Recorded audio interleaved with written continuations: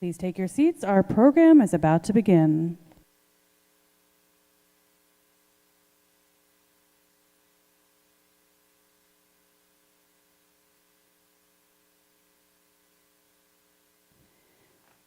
Friends, please welcome to the stage, Jade Lozada.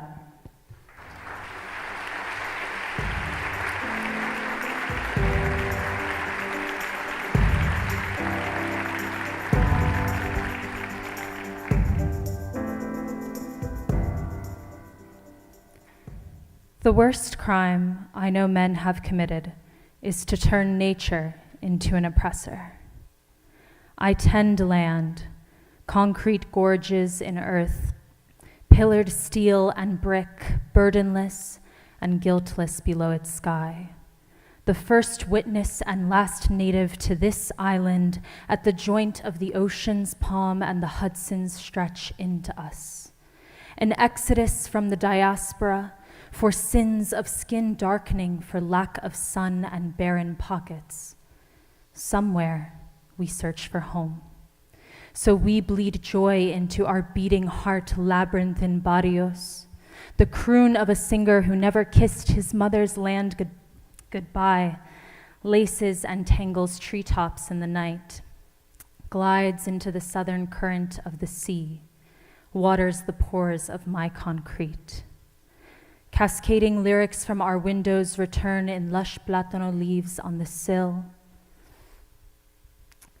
When our words melt into English arroyos, pavement, that mutilation of Manhattan Island breaks open nature's bounty. Grotesque, undulating heat reverberates off asphalt, ricochets off brick into the heartbeat of car stereos. Diesel clouds halo above us. Toxins pumped from Earth's troves poison our breath. Of their sear on our skin, their imprint on our lungs, their toil in digging deep graves for early deaths. But here will not lie the fate of the first natives, to be mutilated as someone's ancestors mutilated Mannahatta, raising forests, burying water with families, forcing brown bodies thereafter to swallow oceans in order to taste home. Thank you.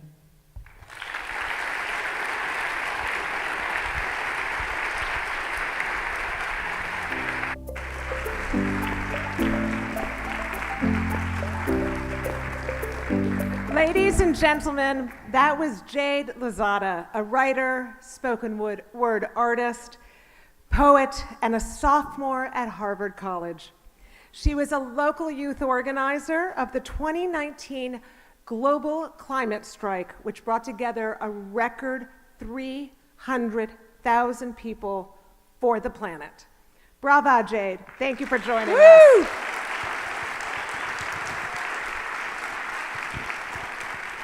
I'm Justin Pasternak. And I'm Cindy Levy, and we're really, really happy to be here with you tonight. Yes, we are. We are here to welcome one of our very long-term idols, and probably yours too. As you'll hear tonight, Dr. Jane Goodall has led an astonishing and self-directed life. And at the age of, as of yesterday, 89,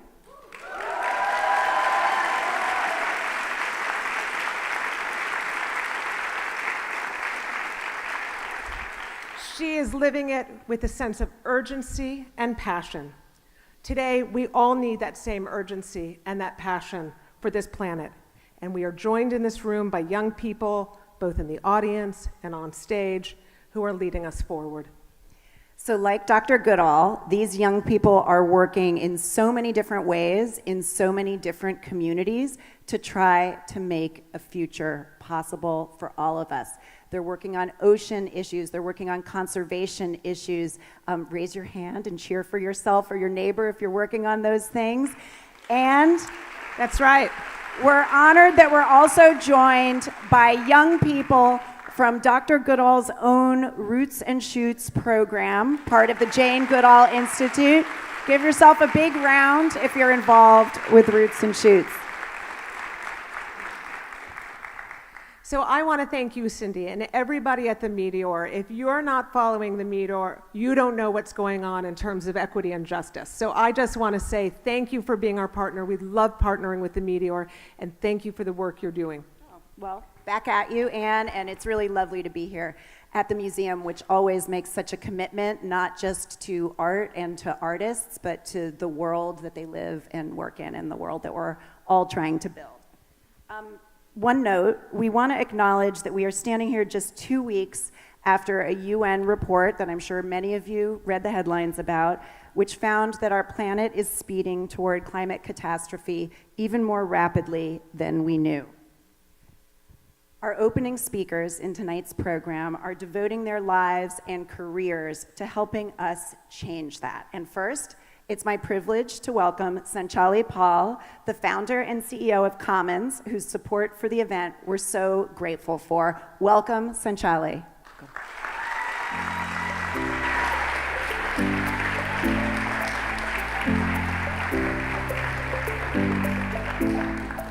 Hi, everyone. Thank you so much. It's wonderful to be here in community with all of you and with Dr. Goodall. I know that everyone who's here tonight is here because you have a story about why you care about continuing the beauty of life on Earth. And I'm here to tell you some of my story. I started tracking my carbon footprint in college because I was looking to see if there was any connection between the choices I made in my personal life and the big economic systems I cared about changing. I couldn't find any good carbon tools online, so I ended up building out my own. And over 6 years, I lowered my carbon footprint by 30%. I also saved money, and I was happier because my life was more in line with my values. Along that time, my choices led me to working and living in India and Ethiopia, working on international development. When I was there, I was seeing the effects of the climate crisis firsthand on real people's lives, and that motivated me to try to find a solution at scale. So a few years ago, I started Commons. It was based on a vision, a question. What if all of us tracked our carbon emissions and we used that information to make more intentional choices about our shared resources? What would the world look like? The stark new UN climate report that we just talked about tells us that the window to make meaningful change for our planet is closing. We have just 12 years until 2035 to cut global emissions by 65%. And prevent the most catastrophic effects of the climate crisis. Our personal choices can't change everything. We still need policy change. But consumer spending does influence 65% of global emissions. And those of us with higher incomes have greater power and responsibility to make a change. All of us transact in the carbon economy every day. It's just invisible to us. Every single one of us made a choice tonight about how to get here, for instance. We might have taken the subway, we've taken a taxi, or walked, but the carbon impact of those choices is invisible to us. We have no good tools for measuring and managing our collective emissions together. Making carbon emissions visible to individuals and helping us make more sustainable choices together is what Commons does. That's how we pressure companies. Whether it's skipping a flight, shopping more secondhand, switching to a greener bank, together we can shape a more sustainable world. So I want to leave you with two things tonight. The first is an offering. Commons has taken the step to offset the emissions of this entire event tonight. That includes the energy emissions that we're using here tonight and estimating the emissions of our transport to and from this event by supporting climate projects around the world that draw down carbon emissions. You can learn more about those projects on our website. Second, I want to give you an invitation to join me in Commons today.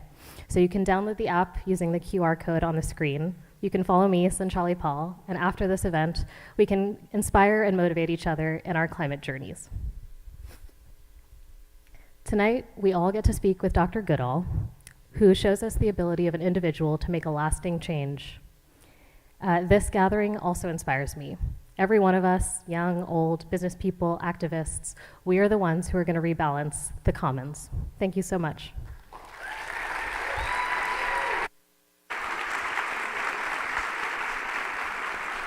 Thank you, Sanchali. We're proud to know you, and I'm really excited to introduce you to our next speaker.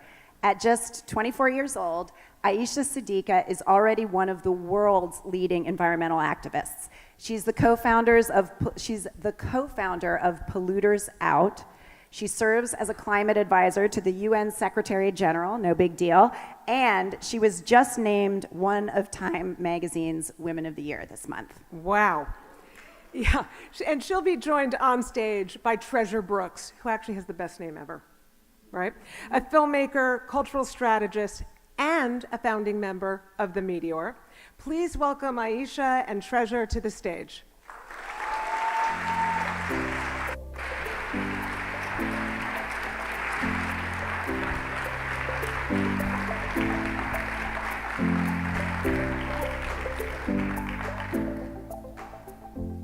We heard earlier about the new data on how rapidly our climate is warming, but I want to help us get a little bit more clear on what that actually looks like. Every 5 minutes, the Earth loses 12 million tons of ice. It's melting and fast. Just like the cube of ice I'll be holding in my hand over the next 5 minutes as I speak to the illustrious Aisha Siddiqa. Aisha, can you believe that? 12 million tons? I can't, and it's unfortunate. And she's the expert.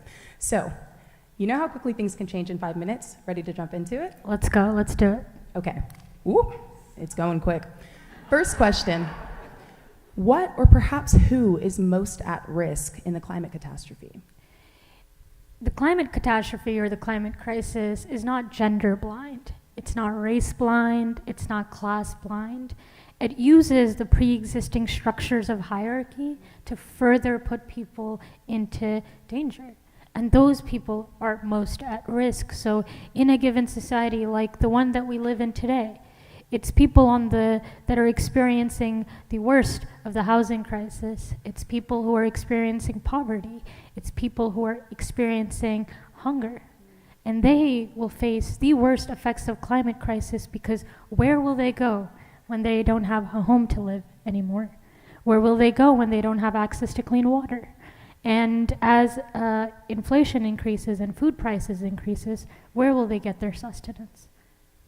Very insightful, thank you. I want to ask you how being raised in tribal communities impacts your climate activism. So I was raised in a tribal community in Pakistan, and that distinction is very specific because indigeneity is not monolithic. Indigeneity as it is experienced in the Americas is not the same as it is in Africa, and it's not the same as it is in Asia. In fact, the Asian continent is home to the most amount of indigenous peoples on planet Earth, and also home to a large amount of people who are involved in conservation. So being raised in a tribal community from a very, very early age, I did not have a concept of personal property. And that's because the way that our homes were structured, organized in our architecture, to the way that we had access to food and nutrients, to our animals, to the livestock that provided us with milk, and even raising children, it was done with hand in hand with 20 to 25 people, and that has played a really, really big role in my ability and also need to protect planet Earth. Because I was raised by people who were doing it long before I was born. And my grandfather in the tribal community, we still protect our waterways. And the way that works is we carve streams for the water when it's overflowing, and when it's starting to dry up, we help narrow the streams. And this also helps the patterns of the fish that are traveling and the migration of the animals. And this is taught to children. Each elder takes an apprentice. The same goes with keeping our memory and story alive. Each elder takes an apprentice. We treasure not only protection of the earth, we teach it to our young from a very, very early age, and which is one of the reasons why I'm here today. So your upbringing shows you another way is possible. So how about you tell everyone the question that's on all of our minds, what is the solution? I think it would be remiss if I got on stage here today and did not tell you that the solution starts with the deproliferation of fossil fuels. Absolutely. And I use the word deproliferation because the fossil fuel industry as it exacerbates, is becoming a industry that is allowing ecocide, genocide, ethnocide, from the mining that is happening in the Brazilian Amazon, to the hydro dams that are being built in Pakistan, to the plastics industry that is shoving its foot down the throats of our African brothers and sisters. The fossil fuel industry is setting our planet on fire. And if we don't acknowledge it, if we don't speak it, we're going to let our planet and all the life that it inhabits deplete. Can we just get a round of applause for that? Thank you so much.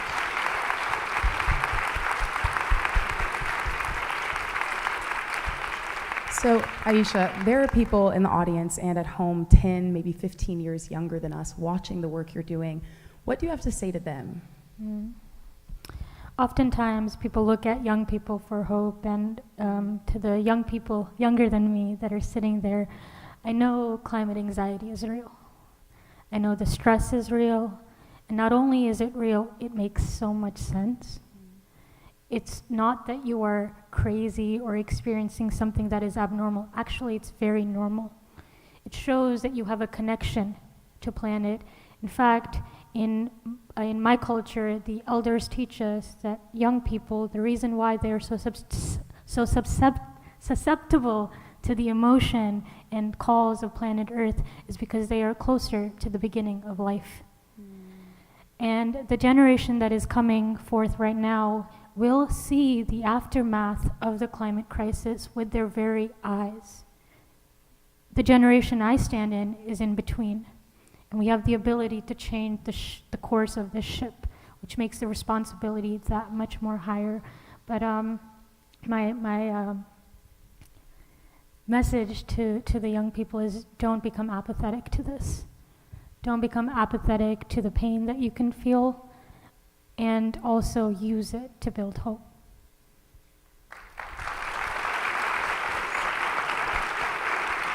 Well, thank you, so well said.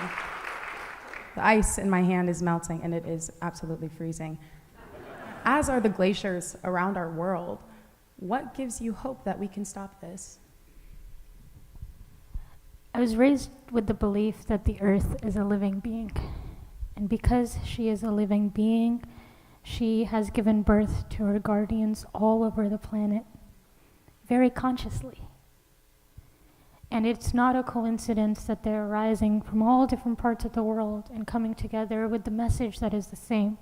See, at this moment in time in history, the scientific prophecies, the religious prophecies, the spiritual prophecies are all the same. We're running out of time.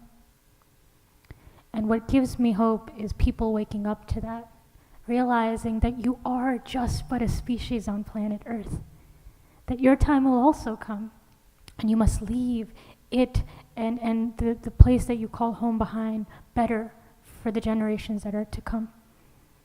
We must be good ancestors, not because it's our responsibility to those in the future, but because it is the rent we pay to live here. And it is a beautiful, beautiful miracle of a planet where we live on. Thank you. Thank you, Aisha. We must be good ancestors. Thank you, Aisha Siddiqa.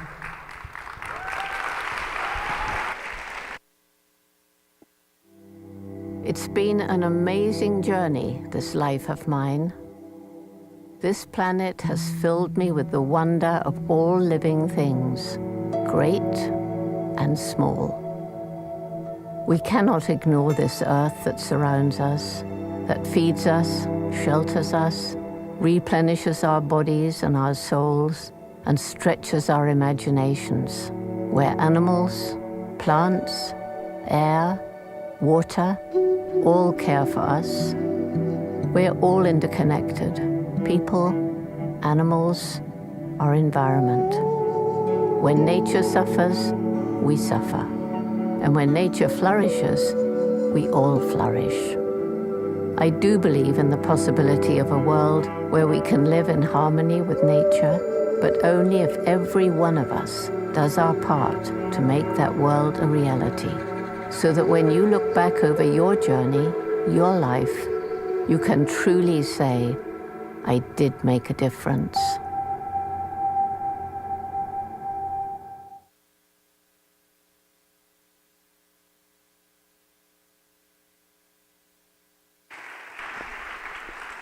Friends, let's get straight to it. We are awed, thrilled, and honored down to our bones to introduce our guest of honor. She has profoundly changed the way we understand the animal world, which is to say, the world. And through her groundbreaking work, not just in Kenya and Tanzania, but globally, she's encouraged a new generation of thinkers and visionaries and activists to follow in her footsteps. And she will be joined in conversation with the writer and illustrator Mona Chalubi, a founding member of the Meteor whose work helps us understand the world. And you may know of Mona's work from her art installation on the steps of the Brooklyn Museum just last year.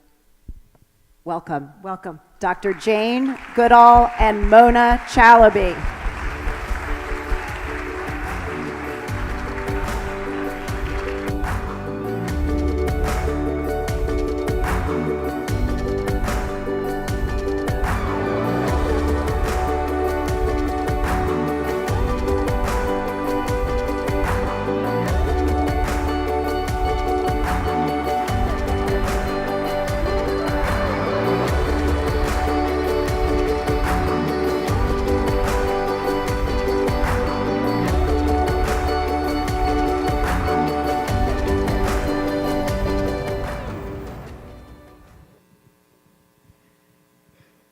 I just have to start saying thank you for a fantastic welcome.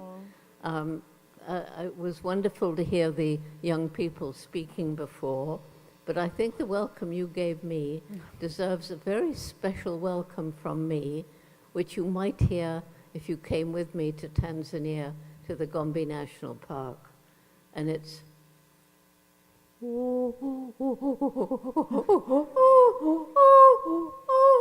chimpanzee, for this is me, this is Jane.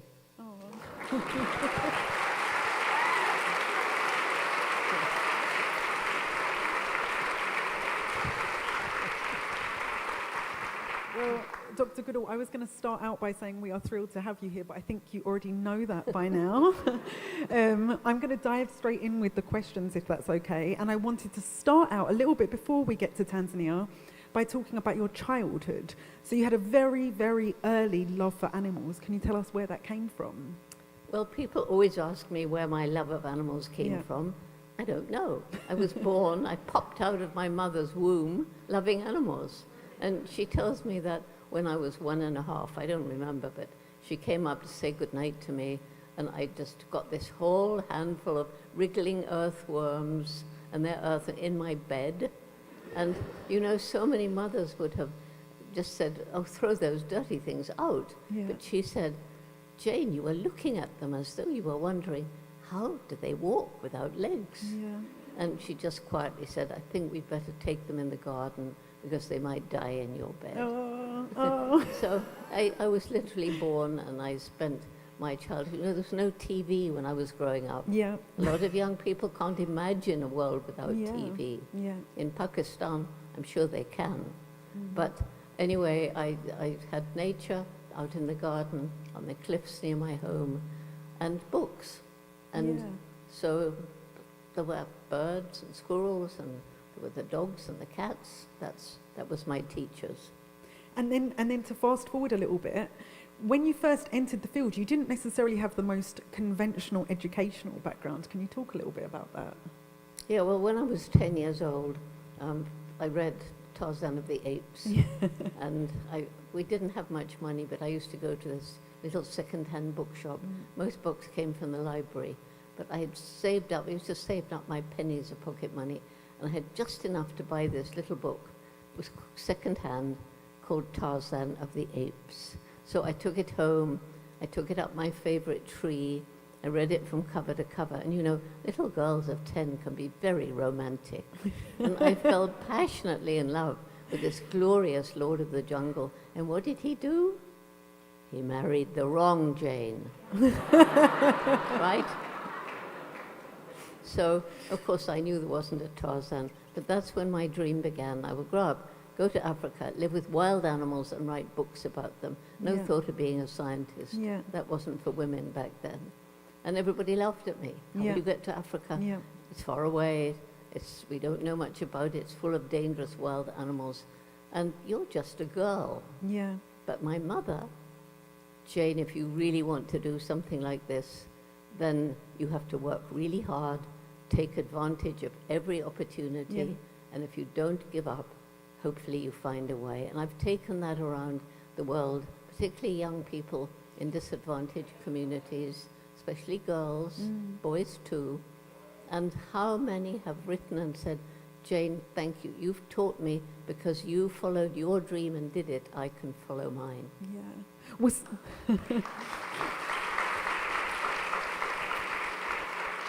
well, I have to say, some of the sexism that you describe was quite apparent in some of the early write-ups of your work. I've got some of these headlines here.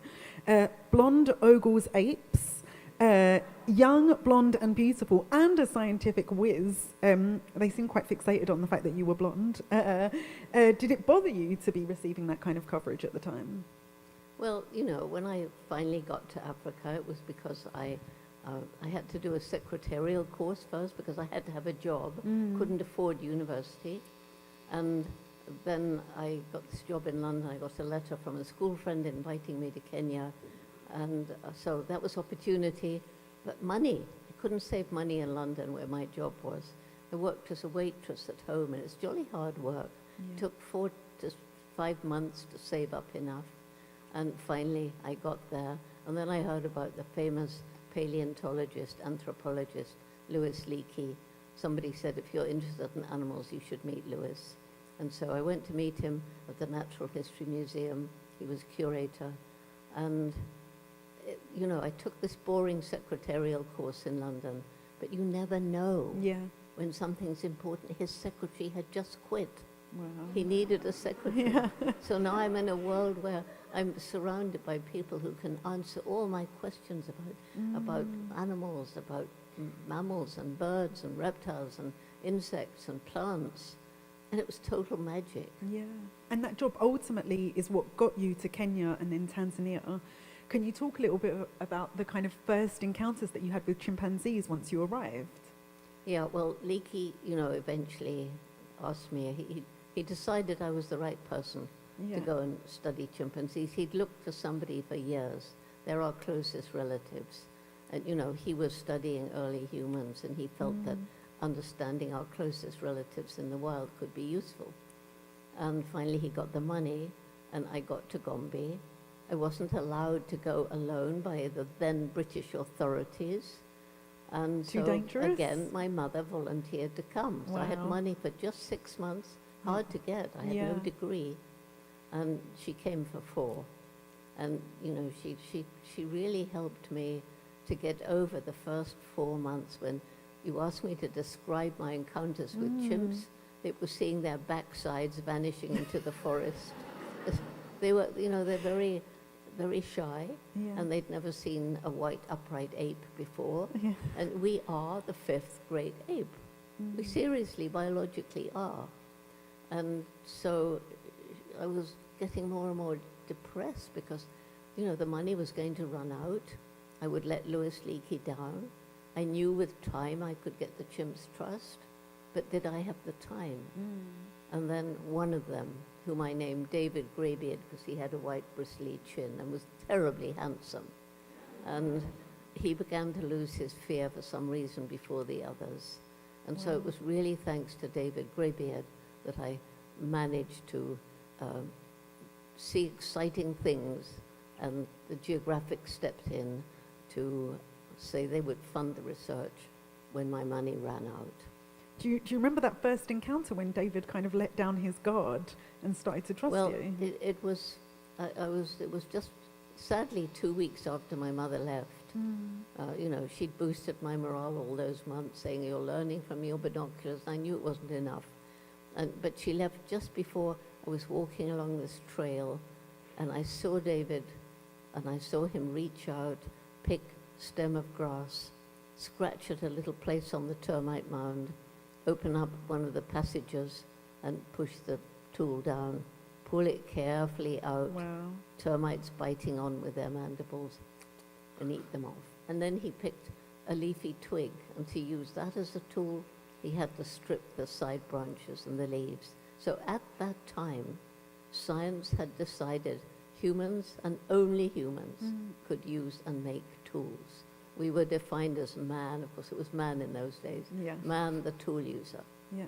And so it was that observation that brought the geographic in with money for me to carry on. So David, I owe him a lot. It's incredible. But that wasn't the only revolutionary discovery that you made. The thinking at the time was also that humans were the only animals that had personalities, right? And your work started to uncover something different. Yes, well, you know, after that first observation, because David came to trust me, I could get closer to the other chimps. They sort of looked from him to me, and I think they decided I must be not so scary as they thought. And so I began to learn their vivid personalities. I learned about the relationships with mothers and their growing offspring. I learned about the dominance conflict between males, when the male will stand upright and have a furious scowl on his face and shake his fist. And it's all, you know, about show. And it reminds me so much of two male human politicians. And I didn't say a name, did I? Yeah. So, you know, they kiss, embrace, hold hands, pat one another. Of course, Leakey was thrilled because that enabled him to think, well, that's what early humans probably did.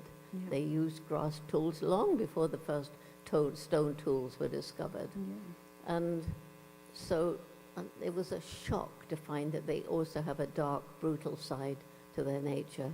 They live in communities, the males patrol the territories, and sometimes there's a sort of primitive war. They kill each other over territory. But they also have a compassionate and altruistic side. They're just like us. And so, no, I'm sorry. I was I'm so going to sorry. answer your Yeah. question now after that. Well, I was just about to say some of that compassionate side becomes visible when you watch them as parents. I think we even have a photo of, I think it might be a chimpanzee, maybe with a child, maybe. I was actually going to ask you that was. Oh, that. I was going to ask mother this. and I'm not child. sure if it's it is a Yes. mother and child. Yes, it's a mother and child. Yeah. And the mother doesn't have her first child till she's about 13. One baby every 5 years. She does not overpopulate her environment. And when the next child is born, the 5-year-old still stays with the mother, forms bonds with the little baby. And then even when the next child is born, the eldest one still spends a lot of time with the family. Wow. So these bonds last through life between mother, offspring, brothers and sisters. And, you know, so if the mother dies, then the little orphan may actually be adopted by an unrelated male, which shows true altruism. If there's an older brother or sister, automatically they will adopt the infant, who will survive, providing he or she is at least 3 years old. Up to then, they depend on their mother's milk. It's a very long childhood. Yeah. They have a lot to learn. Wow. Can I ask what watching them, it sounds like watching them taught you a lot about parenting perhaps, but also it sounds like it taught you something about grief maybe as well. Yes. One of the famous examples was when the oldest chimpanzee mother we know, Flo, she was one of the great characters along with David Greybeard and some of the others. And she had an 8-year-old son.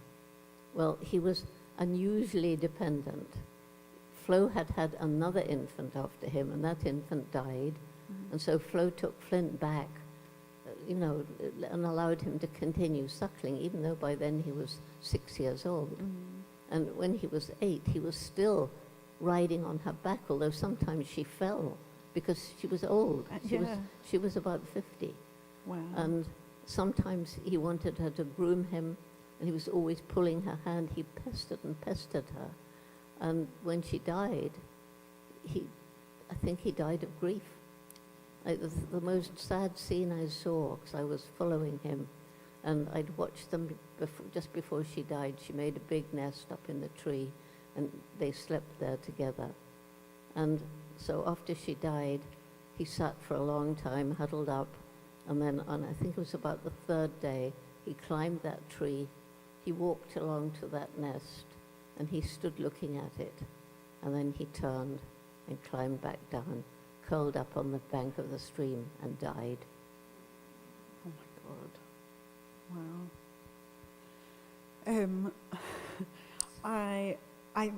It's hard, I think, to go from some of those examples to your work that is now actually so focused on hope. Can I ask some of the journey about how you got there, how you ended up focusing on climate change specifically, and eventually this book, Yes, which you it's recently... very interesting, but can I finish answering your question Yes, that you asked of course, before? yeah. Which was, when I'd been with the chimps for some time, 2 years, Leakey said I had to go and get a degree because he wanted other scientists to treat me, respectfully, not just pretty girl Ogle's apes or whatever you quoted. Yeah. And he sent me to Cambridge to get a PhD. He said there was no time for an undergraduate degree. And when, sorry guys, but anyway. So imagine how I felt. I was nervous. Yeah. And the professor said, you've done everything wrong. You shouldn't have given the chimps names. It's not scientific to number them. And you can't talk about their personality, their minds, or their emotions. Those are unique to us. And luckily, I told you I had animals when I was young, and my special animal friend, Rusty, my dog, had taught me that the professors were wrong. Yeah. You can't share your life in a meaningful way. I bet many of you have had a dog or a cat, a horse or something, and you know we're not the only sentient, sapient beings on the planet. Yeah. So I'm sorry, I jumped away. No, now not at all. Now I'll go back to the next question you asked me. Well, actually, was- while we're talking about names, can you tell me who these are that are right here in front of us? Well, actually, these come after the question you just asked. Okay. Okay, the question I had asked earlier was about climate change activism and how you started to notice these connections. So, I hope you're happy with this. I am more than happy, Dr. Goodall. I'm more than happy. Because I'm being kind of mean. But I'm trying to get things in my own mind. It's me. So why did I leave the forest that I loved? Why did I leave the forest where I learned about the interconnection of all the plants and animals and trees, each with a role to play, forming this amazing forest ecosystem? The ecosystems we're destroying around the world, along with the ocean, the two great lungs of the planet. Anyway, I left because in 1986, I learned at a big conference that right across Africa, chimpanzee numbers were dropping and forests were being destroyed. And I just felt, I had my PhD by then, but I needed to try and do something about it. I didn't know what to do. It got to visit, by then there were 6 other field study sites where people were studying chimps. I visited them all. I learned a lot about the problems faced by chimps, the bushmeat trade, shooting mothers to sell their babies overseas for circuses, entertainment, pets, and in those days, medical research. But I also learned about the problems of so many of the people living in and around chimpanzee habitat.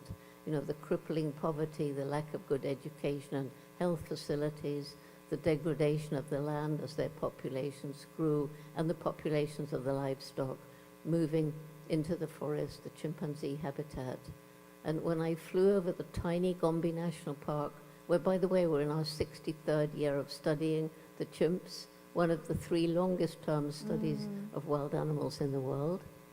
And when I began in 1960, it was part of this great forest that stretched across equatorial Africa.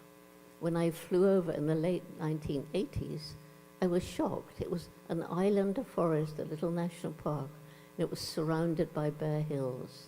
And there were more people living there than the land could support, too poor to buy food from elsewhere, cutting down the trees because in their desperation to survive, they needed to make more land to grow more food, or to make money from charcoal or timber. And that's when it hit me. if we don't help these people find ways of making a living without destroying the environment, we can't save chimpanzees, forests, or anything else. Yeah. And so the Jane Goodall Institute began a program, we call it Takari. It's very holistic. I won't go into it now because there isn't time, but it began in the 3 villages around Gombe. And the one thing I will say is it wasn't a bunch of arrogant white people going into a very poor African village and telling them what to do. It was a team of carefully selected local Tanzanians. And they went into the villages and asked the people, what could we do to make your lives better? Yeah. Well, grow more food. That meant restoring fertility to the overused farmland without chemicals, by the way, and better health and education programs, working with the local Tanzanian authorities. They should have been doing it anyway. We kind of prodded them.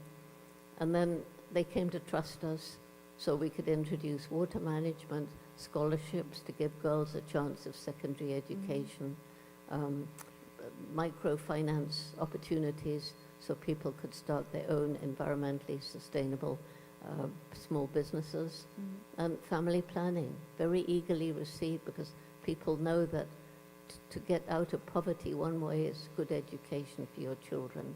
And when I got to Gombe, 8 to 10 children per woman was average, and they couldn't afford to educate them anymore. I mean, it sounds like there was a receptive audience to some of that work, but in some of your climate change work, the audience isn't necessarily quite so receptive. I mean, you once told Time magazine, I don't ever want to appear holier than thou. If you tell people you've got to stop doing that, they immediately don't want to talk to you. So can I ask, what do you say instead? Well, I feel very strongly that people must change from within. To get real change, they must feel they want to change. So if I'm meeting a climate change denier or somebody who I feel, rightly or wrongly, doesn't think the way I do about what we should do to save the planet, first of all, try and find a connection. Maybe we both love dogs, maybe we both have grandchildren, something, anything. And then talk a little bit. My mother taught me, always listen, because you might learn something you never thought of before. And then how to reach the heart rather than the head. It's got to start there. And for me, that's through storytelling, because that's the way I feel that, and it works, because I could tell you so many examples. Oh, tell us one of an example where you really, really hit someone in their heart and managed to change their minds. Well, when I first went into medical research labs, it was some of the hardest things I've ever had to do. Our closest relatives in 5 foot by 5 foot cages, maybe for 30, 40 years. It's stopped now. Francis Collins, the last director of NIH, I had long talks with him, and eventually he said they have to go to sanctuary because none of the work we're doing is beneficial to human health. Wow. So there, yeah.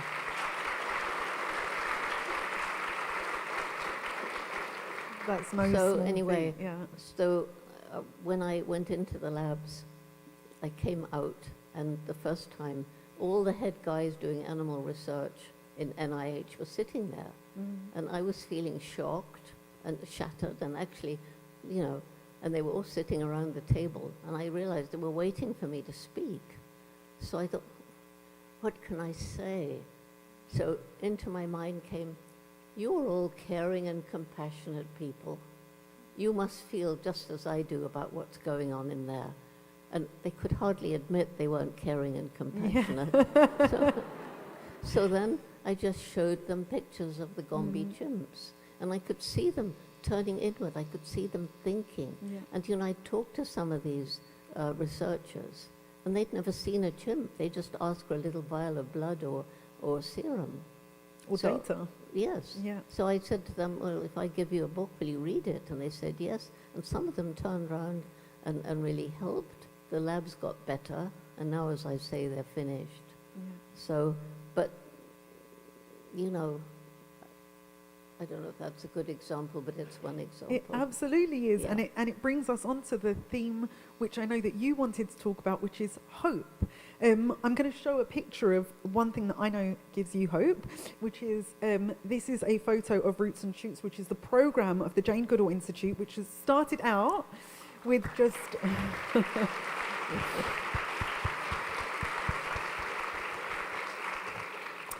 It started out with just 12 children and has now become this enormous network in over 60 countries. So can I ask you what's hopeful about working with these young people? Yes. Well, the reason it began, I talked about Tukari. Yes. That program is now in 104 villages throughout Chimp Range in Tanzania and in 6 other countries where JGI works with chimps. And it was getting rather expensive, and I was traveling around the world talking about Africa's problems. And I kept meeting young people who were losing hope, even back then. That's the late 1980s. And they were either angry, sometimes violent, or they were depressed, mostly just apathetic, not seeming to care. And so I asked them in all these different countries, why do you feel like this? I mean, I think I knew, but I asked them. And they more or less all said the same: you've compromised our future, and there's nothing we can do about it. Well, there's a lot of young people here. We have compromised your future. In fact, since the Industrial Revolution, we've been stealing your future, and we're still stealing it today. But is it too late to do something? That's where I disagreed with them. I think we've got this window of time when, if we get together. That's why for me now Roots and Shoots is so desperately important. So it began with these 12 high school students, and they were concerned about different things around them. And they asked me if I could, help solve them. So I said, well, you're Tanzanian. I love Tanzania, but I'm not Tanzanian. Get your friends together who feel like you do. They were concerned about animals being killed in the national parks. Why wasn't the government doing something about it? The illegal dynamite fishing, which was destroying the coral reefs. Children homeless, sniffing glue in the street. Why didn't people look after them? Children throwing stones at stray dogs. They were concerned about all different things. So we had this group of about 30 children, and Roots and Shoots was born with the main message: every individual makes an impact on the planet every single day, and we get a choice as to what sort of impact we make. And we decided, because of the interconnection of all life, that each group would choose. They would choose. It wasn't top down. Yeah. Although, as we now have members in kindergarten, they need some help. But basically choosing a project to help people, a project to help animals, a project to help the environment, or a project that encompasses all three. Yeah. And so from that group of 12 high school, we are kindergarten, very strong in university, even adults now forming groups like staff of a big corporation. And it's actually got to 68 countries, hundreds and thousands of young people, passionate young people. We've got the alumni who went through Roots and Shoots in school and have grown up to retain the values of respect and compassion, which kind of comes out of Roots and Shoots. And so we're actually developing compassionate citizens for tomorrow. And when young people understand the problem and they're empowered to take action, they are dedicated, committed, passionate, and that's what gives me hope. And it's not just that they can do things to make the world better, they're doing them. Yeah. They are changing the world, even as we speak. And then nature's so resilient, no more bare hills around Gombe. The people have planted a few trees, nature has come back, and trees have grown up from seeds that were left in the soil. Places we've basically destroyed, nature will come back if we give her a chance. Animals on the brink of extinction can be given another chance if we perhaps help them along. And, the indomitable spirit. Yeah. And that's why I have Mr. H, because he was 32 years old yesterday on my birthday. He was given to me 32 years ago, and the person who gave him to me was called Gary Horn, which is why he's Mr. H. He thought he was giving me a stuffed chimpanzee, and I made him hold the tail. Gary Horn is blind. He went blind at 21 in the US Marines. For some peculiar reason, he decided to become a magician, and everybody said he couldn't be one, but the children don't know he's blind. And then he'll tell them and say, well, something might happen to you, we never know. If it does, don't give up. There's always a way forward. So not only is he a wonderful magician, but he also does skydiving. He's taught himself to paint. There's an amazing picture of Mr. H in his little book called Blind Artist, and he's never seen him. He's only felt him. And of course, this tail business, I made Gary hold the tail. I said, Gary, chimps don't have tails. Oh. And so he said, never mind, take him where you go, and you know my spirit's with you. So he's been with me to 62 countries. He's incredibly famous. Mr. H. Thank you.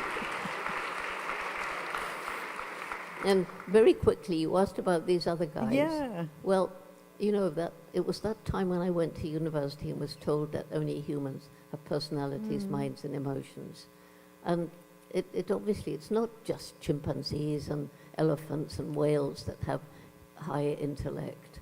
And it's certainly not just those creatures and us that have personalities. I mean, anybody who's had animals knows that animals have different personalities. And certainly they have emotions, happiness, sadness, and fear. So there's intellect, there's a huge lot of studying about intellect now. Rats, okay, rats in New York are hated. But you know what? It's your fault. You waste food and let it lie around, and so the rats breed, of course, because there's food for them. Yeah, thank you. Ratty is a giant forest rat, and they have been trained in Tanzania to detect landmines that have been left behind after civil wars in places like Mozambique, Angola, and so on. And because they're so light, they never set them off. I've watched them being trained, and they're amazing, and they're just such lovely creatures. You can actually Google it, but it's amazing. And then, of course, there's the octopus. This is Octavia. And some of you may have seen my octopus teacher, but it turns out that octopus, yes, it is. That guy, Craig Foster, is my closest email friend now. But anyway, Octavia is what I use when I'm talking about octopus intelligence. You know, one tiny brain in the center of the forehead, and then brains in each of the 8 arms, so they can operate independently of each other. Incredible. And well, I could tell so many stories about octopus intelligence, Well, but one lovely one, and a wild octopus was first seen, and she's going across open sand. Octopus like to be in rocks because they're soft-bodied. But so she's going across this open sand, and you know, they've got 8 arms, so 2 arms on each side were holding half-empty coconut shells, and she gets out to where she wants to be for fishing. There's fish going back and forth. She puts one half on the ground. She oozes herself into it, because they can go in tiny spaces with their soft bodies. She reaches out, puts the other one over the top. She's now hidden. You just see 2 eyes peeping out. An unsuspecting fish swims by and poof. So that's just one example of octopus intelligence. And then cow, imaginative name, sorry, but this is cow. And I use cow to illustrate the horror of factory farms, because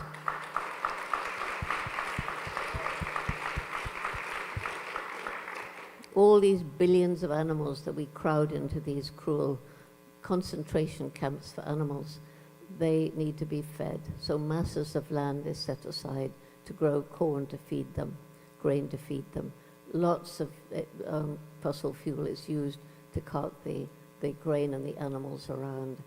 And they all produce methane gas, which is a very virulent greenhouse gas, along with CO2. But on top of that, you have to realize every one of those animals, the cows and the pigs and the chickens, they're individuals. They can feel fear and pain. And they have personalities and characters, although they can't express them. Yeah.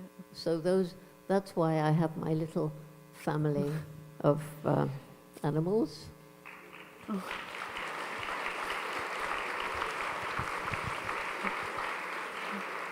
No surprise, I still feel like people reacted better to the octopus and the cow than the rats, but that's okay, that's okay. Might take a bit of convincing for the New Yorkers. I actually wanted to turn to some of the audience questions now, if that's okay. I'm really excited that there are some questions from young people here as well. So we have India, age 10, who's actually here with us tonight. If you want to give us a little wave, India. Hi, India. Hello. So, if it's okay, I'm going to ask your question for you. Is that okay? Just because there's no microphones. Thank you, India. So your question was, I read about Passion, the chimpanzee who was bad. What did you learn from that? Well, Thank you.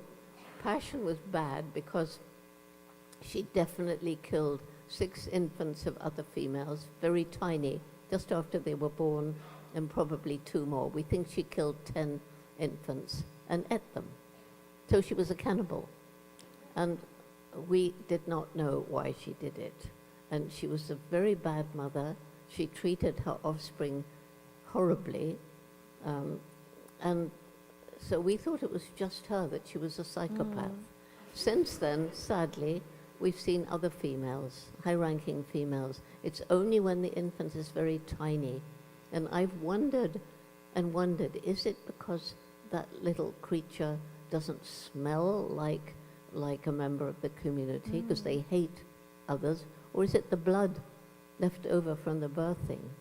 That because they do hunt and they do eat, but we don't know. I hope that answers your question, India.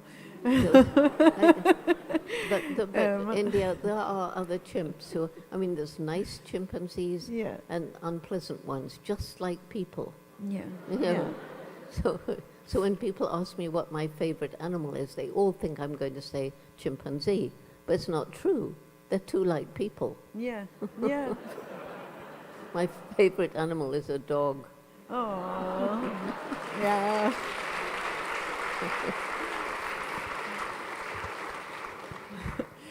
We have another question from online user Taste in Music, who is watching on the live stream right now.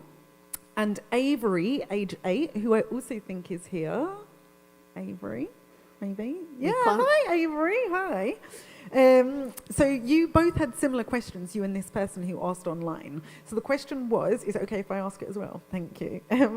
Why did you study chimpanzees instead of any other animal? And other than David Greybeard, who was your favorite chimp to watch? Okay, well, I didn't choose chimps. They chose me in a way. It was chimpanzees. Leakey asked me to study. I would have studied any animal, any. I just wanted to be out in the wild, studying wild animals in the African bush. And lo and behold, I got the most fascinating of all, our closest we share 98.6% of the composition of our DNA with chimpanzees, which of course is why they were used in medical research. Yeah, it's incredible. But other than David Greybeard, who was your favorite? It's very hard to say who was my favorite. I loved Old Flo with her ragged ears and her bulbous nose. And, she was such a dominant female. If anybody dared threaten one of her own offspring, even when she was nearly 60, she would stick a few moth-eaten hairs on end and charge them, and they'd just turn and flee. But I was also very fond of old Mr. McGregor with his nearly bald head. And there were so many. I loved so many of them. So I can't really say. It's like when you ask a parent which child is their favorite, they're not going to tell you. Some will. We also have a question from Ria, who's here. Ria?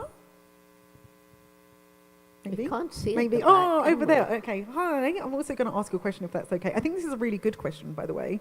I love all of these. What is your favorite food, and are you a vegetarian? Well, my favorite food is some kind of green vegetables. Those I like. I really like those.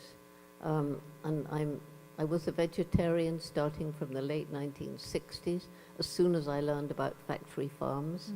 And I'm now, when I possibly can, I'm a vegan, because moving towards a plant-based diet is a super way to help make the planet a kinder place.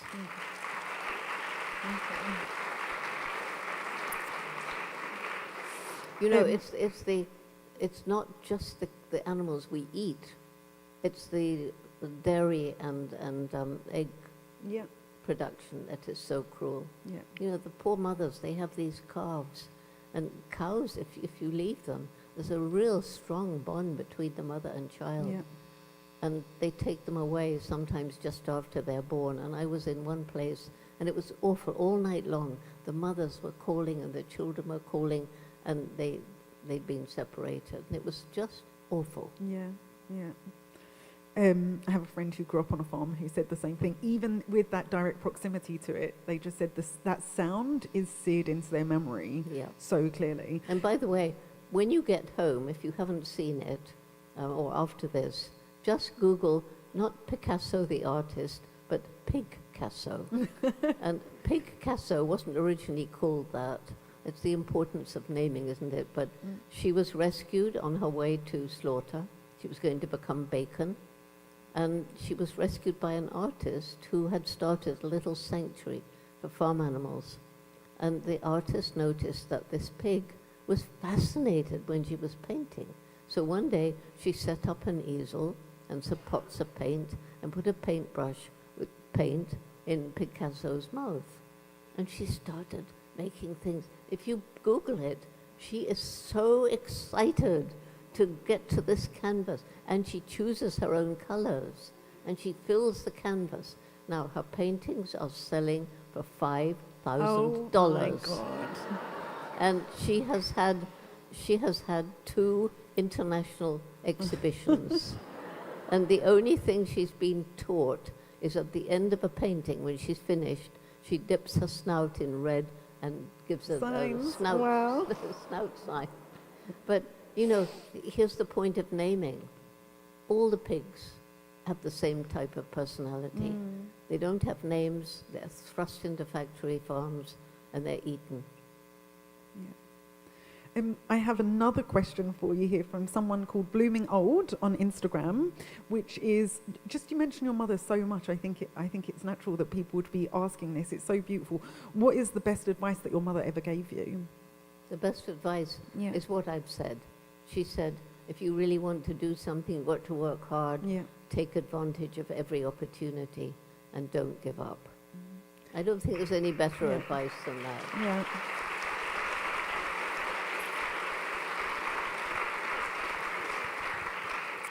And then I have one last question from Nicole, who is watching via the live stream, who wants to know, for your 89th birthday, what is one positive action that we can all take to improve the world? Well, because everybody has a different capacity to change the world. I mean, I could just say plant a tree or try to move to a plant-based diet or something, but I'm going to say something different.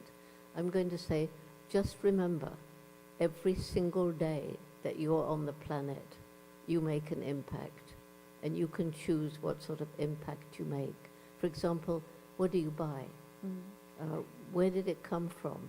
Did its manufacture harm the environment? Was it cruel to animals? Is it cheap because of unfair wages? If so, don't buy it. And that's just one example of what you can do each day. How do you treat people? When you walk past somebody in the street who's homeless, do you look away? Or do you see if you can make some contact? And they've told me, if somebody smiles at me, I'd rather have a smile than $1. And so, you know, think about how you can make the world a better place. Do you bother to water dying plants? Little things like that, you know. And then if we put all these actions together, small actions can cumulatively move us towards a world that's better.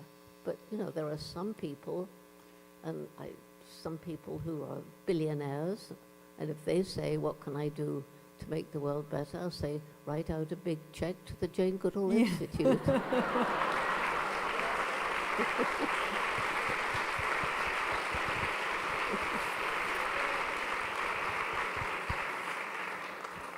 Dr. Goodall, thank you so much. This has been such a privilege. I know that as you said, it was your birthday yesterday, and I think it's very befitting if we all maybe get together and sing a little song, but we would also like to toast you. I kept on reading in every single interview, you mentioned your love for whiskey. Yeah. So we have some whiskey here. She already has some up on stage. I think we're going to bring out some whiskey to toast you. Right, let's see if I can do this. Do you want to start singing Happy Birthday while I pour this out? Okay, ready? I can't start it. There we go.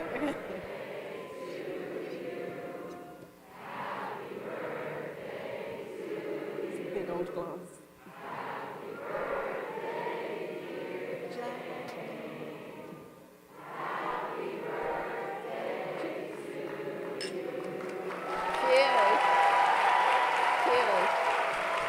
Happy birthday.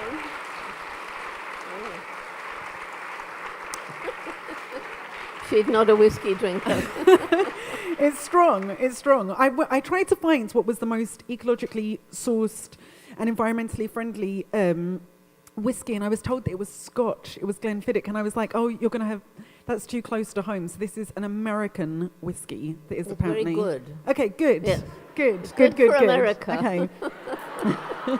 Makes America great. Okay.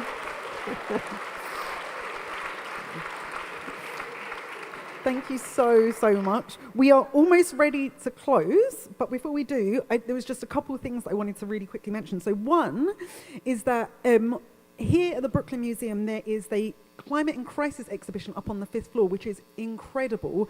And the museum, as if it already hasn't been generous enough, has actually decided to keep the exhibition open for all of you to just head up and go and have a little private, semi-private viewing this evening, which I think is absolutely wonderful if you get a chance to go and do that.